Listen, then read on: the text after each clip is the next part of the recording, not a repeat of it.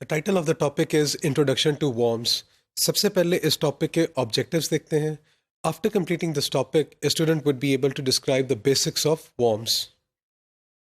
The figures, the material that we will refer to in this topic, they have been taken from William Stallings' book with the title Network Security Essentials, Applications and Standards, and the book was published in 2014. Worm की definition देखते हैं. Worm is a program that actively seeks out more machines to infect, and then each infected machine serves as an automated launching pad for attacks on other machines. तो आपकी जो worm है एक programme है, एक software का programme है जो क्या करता है कि एक दफ़ा machines को infect कर देता है and those machines then will work as launching pads for attacks on other machines. तो जो worm programs हैं they actually exploit software vulnerabilities in client and software and server programs to gain access to each new system. They can use network connections to spread from system to system. They can also spread through shared media. For example, अगर आप USB use कर रहे हैं, आप कोई CD use कर रहे हैं, आप कोई DVD use कर रहे हैं, तो उसके डेटा के साथ भी ये worms spread किए जा सकते हैं. जो email worms होते हैं, they can spread in macro or script code included in documents attached to email or in instant messenger file transfers. जब आपका worm activate हो जाता है तो वो क्या करता है अपने आप को replicate करता है and it propagates it again. तो also the worm usually carries some form of payload. उस payload में क्या होगा वो decide होगा कि जब आपका worm का trigger होगा तो वो payload ने क्या काम करना है तो payload ये decide करेगा. Now एक worm ने जब अपने आप को replicate करना है तो वो कैसे करता है उसके different means होते हैं. So we look at the different means ताकि वो कैसे अपने आप को रेप्लिकेट करता है. सबसे पहले इलेक्ट्रॉनिक मेल और इंस्टेंट मैसेंजर फैसिलिटी जो वर्म होता है वो क्या करता है ईमेल्स के साथ एक कॉपी ऑफ इटसेल्फ को साथ क्या करता है अटैच कर देता है और उसको सेंड कर देता है to the other systems and then ये क्या करता है इंस्टेंट मैसेज सर्विस के थ्रू भी अपने आप को कॉपी बनाता है और उसको अटैच कर देता है. Its code runs on as a email और अटैचमेंट इज़ रिव्यूड और व्यूड. तो जो ही आप ईमेल के साथ जो अटैचमेंट है उसको खोलें देखेंगे तो ये क्या करेगा उसका कोड रन हो जाएगा. सिमिलरली जो वर्म होता है वो removal media for example USB drive है उसके थ्रू भी ये क्या होता है रेप्लिकेट करता है अपने आप को. A worm then executes when the drive is connected to another system. तो जो ही आप एक यूएसबी किसी दूसरे सिस्टम के साथ चलाते हैं तो ऑटो रन का जो मैकेनिज्म है वो जब यूज़ होता है तो क्या करता है when A user opens the infected file on the target system तो ये अपने आप को क्या करता है एग्जीक्यूट कर देता है.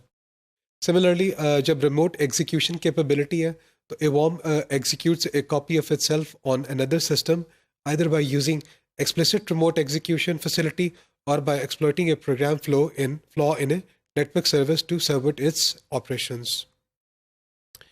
फिर ये जो worm होता है ये अपने आप को कैसे replicate करता है by remote file access or transfer capability.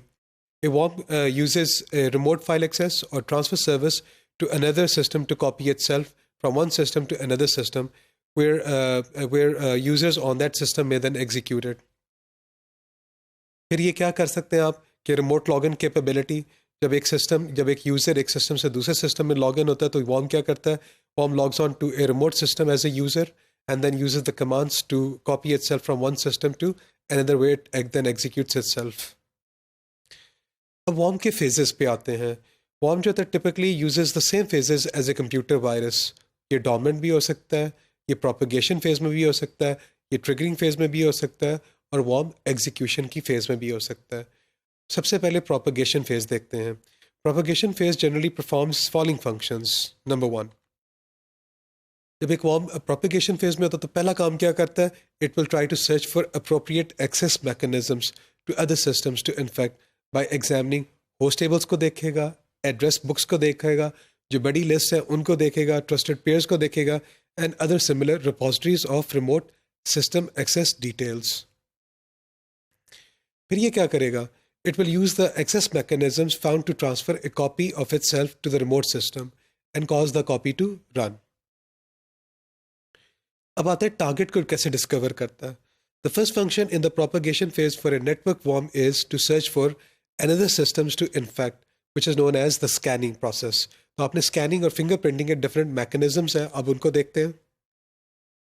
Random each जो कॉम्प्रोमाइज होस्ट है it probes randomly the IP address space. तो आपका जो वॉर्म है वो क्या करेगा, आईपी एड्रेस को रैंडमली प्रोब करेगा and then it produces a high volume of internet traffic which then causes generalized disruption even before the actual attack is launched. फिर हिट लिस्ट हो सकती है. हिट लिस्ट में क्या होगा कि जो अटैकर है it first compiles a long list of potential vulnerable machines.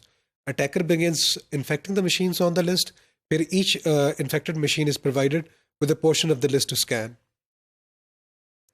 इससे क्या होगा, इससे ये होगा कि you will have in a very short period of time, you would have a number of, and the infection would be exponentially grow and a lot of machines will get infected. फिर एक और mechanism क्या है, topological. Topological में क्या होगा, it uses information contained on an infected victim machine to find more hosts to scan. फिर local subnet है. लोकल सबनेट क्या होगा, if a host is infected behind a firewall then the host then looks for targets in its own local network. तो अपनी local network में वो क्या करेगा, वो अपने और मशीन्स को देखेगा. Uses the subnet address structure to find other host that would otherwise be protected by the firewall.